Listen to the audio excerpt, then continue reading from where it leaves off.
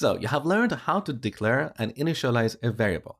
Now you might be wondering, what are the kind of values that we can assign to a variable? Well, you have seen strings, but we have more types. Basically, in JavaScript, we have two categories of types. On one side, we have primitives, also called value types. On the other types, we have reference types. In this lecture, we're going to focus on primitives, and you're going to learn about reference types later in the course. Now, in the category of primitives, we have strings, numbers, booleans, undefined, and null. Let's look at each of these in action. So here we have a variable called name, which is set to a string. What we have here is what we call a string literal. That's just a fancy name for a string. Now let's declare a variable and set it to a number. So let age, we set that to 30. And by the way, I'm not 30 years old, but don't tell anyone, okay?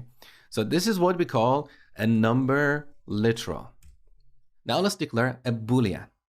A boolean can be either true or false. So let is approved to be true. This is what we call a boolean literal.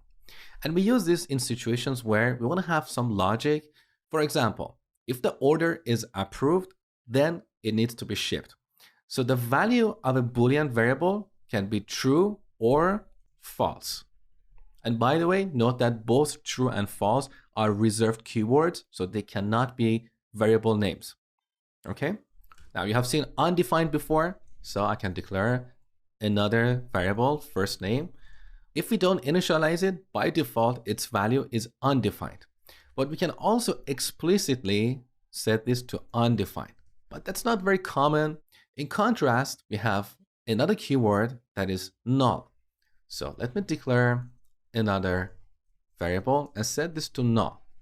We use null in situations where we want to explicitly clear the value of a variable.